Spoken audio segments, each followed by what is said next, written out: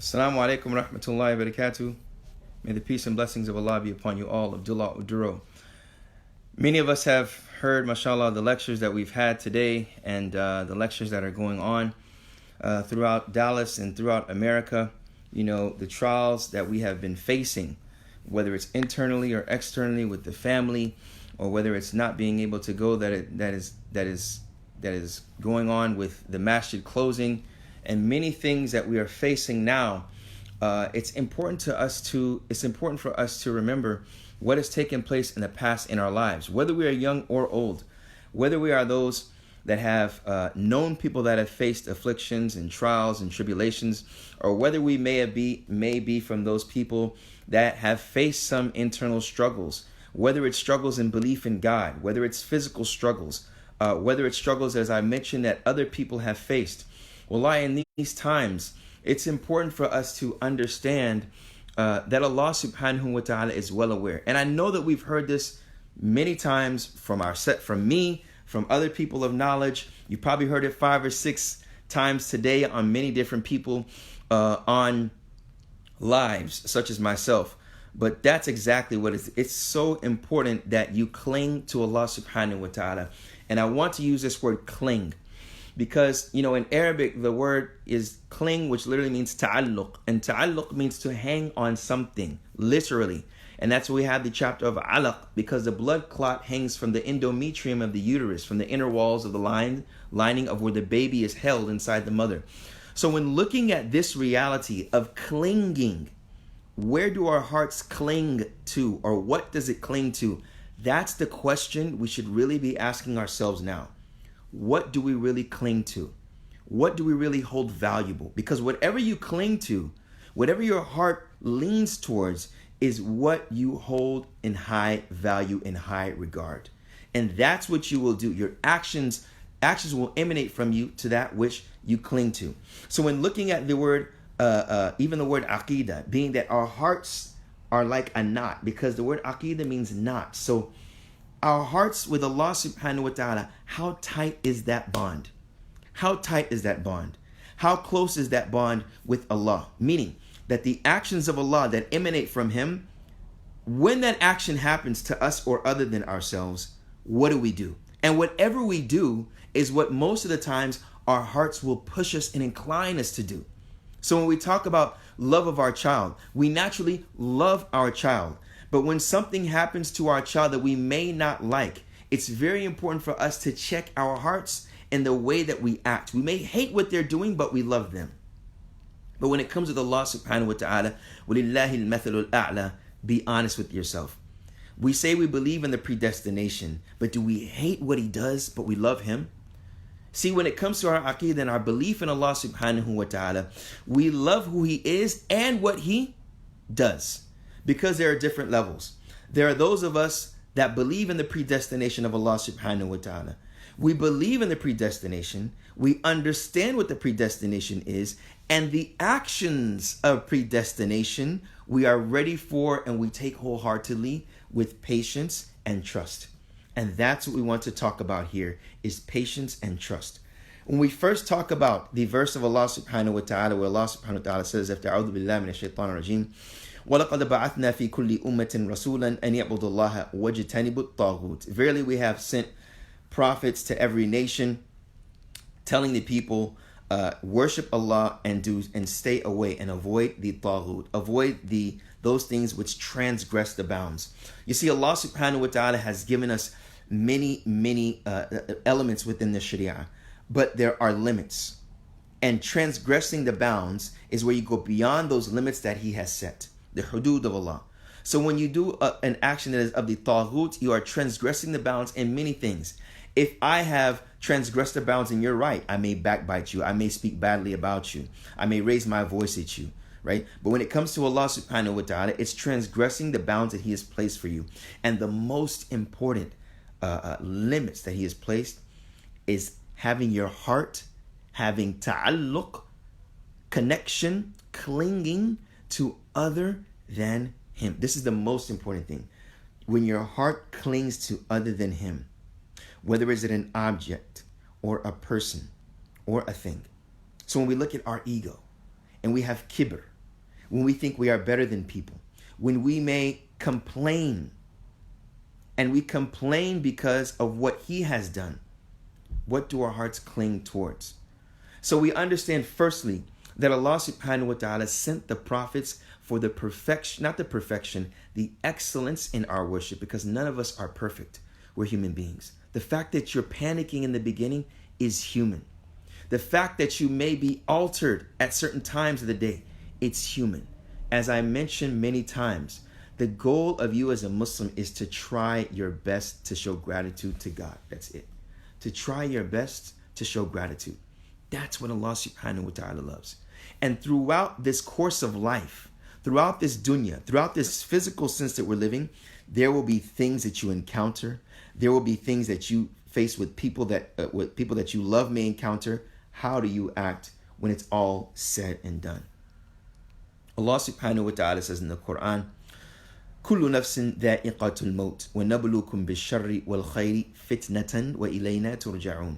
Allah subhanahu wa ta'ala says in this beautiful, beautiful verse, it's important for us to remember this verse in times of what we may perceive as hardship, in times of where we are right now in a pandemic, even past an epidemic. It's a pandemic. It's went across the different continents. We see Allah subhanahu wa ta'ala saying that every nation, every soul shall taste death. Now, we don't want to capitalize on that, but what comes after that is what's most important here. وَنَبْلُوكُمْ بِالشَّرِّ وَالْخَيْرِ فِتْنَةً. He tests you with that which is good and that which is perceived as evil. Fitnatan. The reason he tests you, the motivation behind him testing you is as a fitna. Now, we hear the word fitna and we think of something bad. We hear the word fitna and we think of, well, this is a fitna now, right? We think of fitna as the noun of fitna, but understanding the motivation behind putting the trial in front of you is what's much deeper. The motivation behind it. So Allah subhanahu wa ta'ala put this pandemic in front of people. Some people are afflicted. You may be afflicted watching now. You may know someone that was just afflicted yesterday, a week ago, a month ago. You see numbers increasing by the hour. You find your neighbor has been affected. Someone you know is affected or tested positive. This is a fitna. But when we look at the meaning of fitna, brothers and sisters, and this is important for us to understand, when we're faced with a trial, something that we don't want to happen, or something that has happened to us that we did not want. Fitna literally means, as in Arabic, is al-ihtiraq, to burn something. And when something is burned, as they call the blacksmith, is a person that puts iron under fire, puts it under the fire and hits it, or melts gold or silver to take out the radi from the tayyib, to take out that which is low quality from that which is good quality. So when we look at it as a fitna for us, the trial, the tribulation is there for purification. The tribulation is there for purification. When you face that trial, is the glass half empty or half full? When you face that trial, when you hear of a trial, your heart clings towards what? What does it cling towards? Does it cling towards complaining, and that is what makes you feel at ease? Blaming someone else, or turning immediately to the one that has created the whole situation, that allowed it to happen? وَنَبْلُوكُمْ بِالشَّرِّ وَالْخَيْرِ فِتْنَةً. And then Allah subhanahu wa ta'ala says, وَإِلَيْنَا تُرْجَعُونَ. And to us, meaning Allah, He uses the plural for His majesty, and to us you will be returned, meaning that you have no authority over your own life. You don't know when Allah subhanahu wa ta'ala will take you.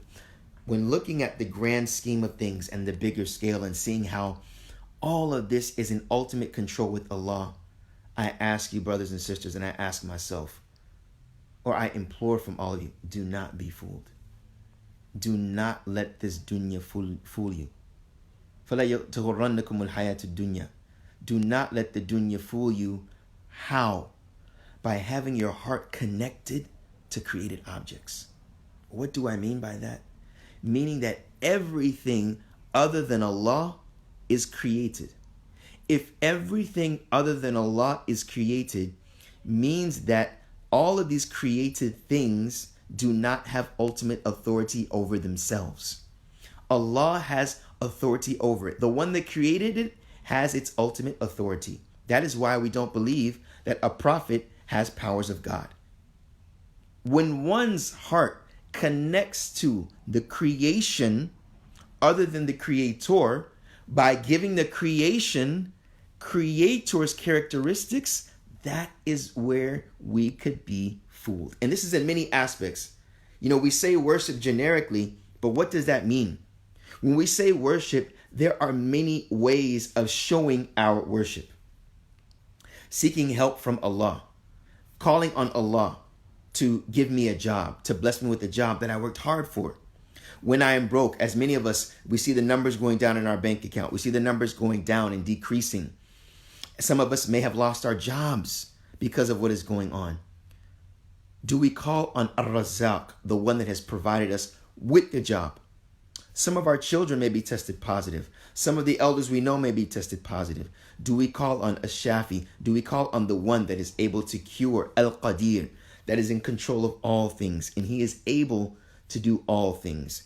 Do we ask him to cure the sick? As the Prophet ﷺ was saying in the dua, Ya Shafi, la shifa illa shifa'uk. Oh, the one that cures, there is no cure except with the cure that you possess. See, calling on Allah in every situation, praising Allah subhanahu wa ta'ala. And in this time, it should be in our conscious, not our subconscious, of that which we know, but implementing that now is what is demanded of us, to make sure that we don't be fooled by this dunya, that we're not fooled by the things that happen in this life. As mentioned before, in the beginning, someone will ask many questions and they may panic. As I mentioned, this is human. Just as someone may get into an argument with a family member. Many of us are at home now. You find someone to tell you, no, don't go outside, quarantine. You might find someone that says, no, of our beloved uncles and aunties or grandmothers and grandfathers, their immune system may not be that strong. They know that, but just as you have told them not to fast in the month of Ramadan, which is recommended for them, they want to go out and take a walk, or they want to go in a place where it's a lot of people, and the social distancing, you're not sure if it's going to be 6 feet or less. In any case, it is important for us to have an active patience, that we're active by taking the means, but we're patient with what Allah has predestined. In this situation, elders, I highly implore you, please, to listen to your children, especially since you know that they're looking out for your best interests, and in many times more than their own interests, because they realize that you are the one that Allah has used to bring them into this earth, and they value that. So when they implore for you, please do not go into a place where it's crowded, or just don't go outside. Please have patience with them. Men, women, sons, daughters who live with their parents do not want you to go outside. Please have patience. Please have patience. Patience with Allah's predestination that this has taken place, and patience with the ones that want better for you, and they're asking for you to prohibit yourself from doing something or to do something that you did not want to do. This is very important for us as Muslims in these times, because the tribulation brings fear purification. How does this bring purification? As was mentioned before, you have to stop and ask yourself the question, what is the benefit of me panicking? What is the benefit of me showing displeasure with what has happened? Because your children will see you. When you may listen to a lecture and you say, you know what, I made that mistake. Your children remember when you panicked. Your relatives remember when you, as a leader, as a father, as a leader of your community, as a leader of your household, or as the one that people look up to, they remember when you said words of panic, when you threw your hands up, when you asked questions that you know you don't have the means to solve the problem or the answer. You know that it lies with Allah subhanahu wa ta'ala. So where does panicking lead you? Where does it get you to? But patience with the qadr of Allah subhanahu wa ta'ala. Understanding that the qadr, the page that Allah predestined everything to happen, that is what is important. Understanding that in this time we are a month and maybe a week away from the most blessed month of the year, in which in it is the most blessed night of the year. Is it not with the predestination of Allah subhanahu wa ta'ala that we may not be praying Tarawih together? That you may be praying it with your family? That you'll be fasting at home? That you may not go and visit other people? All of this is within the predestination. But remember, the goal of Ramadan is what? The goal of Ramadan is what, brothers and sisters? The verse that you hear numerous times. O you who believe, fasting has been prescribed upon you as it was upon the people before you. Perhaps you may have what? Taqwa of Allah. That you may have mindfulness of Allah. We don't mean the mind. We mean that God consciousness within your heart, which will be shown in your actions. And actions of what your heart cling to. What does your heart cling to? Your heart clings to what? The Prophet ﷺ said, and we'll say this in conclusion, when he mentioned after the Sulh Hudaybiyah, the Treaty of Hudaybiyah, he was with his companions and he prayed, and after the Salat, it was Salat al-Fajr, he turned around and he said that Allah subhanahu wa ta'ala said, Asbaha bi mu'minun wa kafir. Or kama qala sallallahu alayhi wa sallam. He said that there were people that they woke up in the morning, some were believers and some disbelieved or were disbelievers. He said the ones that say, Mutirna bi naw'i kada wa kada, فهو كافر بي ومؤمن بالكوكب. He said the one that said that we were given the rain by this star or that star, then that person has disbelieved in me or as an action of disbelief in me and believed in the star. And the one that said that we were given the rain بفضل الله ورحمته فهو مؤمن بي وكافر بالكوكب. And the one that said that we have been given this rain by the virtue and the mercy of Allah, then he is a believer in me and a disbeliever in the star. What do we mean a disbeliever in the star? Meaning that he or she does not believe that the star is the repository, is the source, is the ultimate ending and beginning of where the rain came from. And that's what we want to mention here. You have patience with the predestination because you know the creation is just a means of the manifestation of Allah's actions. Everything Allah creates is only a means to express or to show something. When Allah blesses you with a child, it is a means of showing His mercy to you. When Allah subhanahu wa ta'ala blesses you with intellect and a sound heart, it is a means of expressing and showing His guidance, His love, His mercy. All of these names and attributes of Allah demand from us something. It demands from us patience. When we see the wisdom, it demands from us trust. To trust in Allah subhanahu wa ta'ala. To trust in Him. When we see someone make a decision that we may not agree with and may not understand, we trust because of who they are, their names or their attributes, what they possess, we trust that they made the right decision. Do we trust that what Allah decided to happen is the best thing? We may not see it now, but do we trust that that is the best thing that happened or that is happening? That is where patience with His predestination will bring you to contentment with what He has predestined and put in front of us. So remember, brothers and sisters, that the Quran and the Sunnah and that the Sharia in general is not neglectful of our feelings. It's not neglectful of our reality. There's a beautiful dua that Urwa mentioned in a beautiful athar that his son mentioned when Urwa would come home, he made a dua. When he would come home with food or belongings, he made a beautiful dua. And I'll end with this dua. It's a portion of a dua, but it leaves us with understanding the perception of evil, what we perceive as evil, and how we should view it. He said, Allahumma alfatna ni'matuka bikulli shar. Alfatna ni'matuka bikulli shar. ألفتنا نعمتك بكل شر. He said, "Oh Allah, your blessings have been seen with every evil." Meaning that the evil that we encountered, we saw the blessing in it.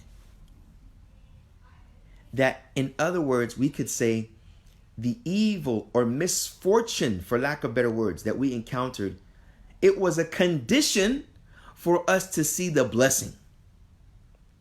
So firstly, looking at this virus and seeing how it is affecting people, or seeing how Allah is using the virus to affect people in a certain way, are we seeing the blessings within it? Many of you brothers and sisters are at home with your children, with your family. You've never spent time with them as you have now. There are probably some meaningful conversations that are going on with all of you now. Embrace that moment and use it as a catalyst for change. Because if we look at it with the glass half full, the family time that I'm spending, the time that I'm spending with myself and asking myself certain questions and testing myself, purification. I've been so busy with work, but now I can sit down in a corner or sit down by myself and ask myself crucial questions about my belief and my connection to God. Evaluate myself. Sit with my son or my daughter. Pray Maghrib, as they say, a family that prays together stays together. To sit with my son or my daughter alone, together, both. Sit with him alone, ask him crucial questions. Sit with them all together and ask them, how do you feel about this coronavirus? And what's the connection with Allah in this? And what is the result of our actions in this? What's the best way to act this out? This didn't happen before, but now, because of the time you have with your family and Ramadan coming up close, it is more valuable time that you can spend with them. The glass is half full.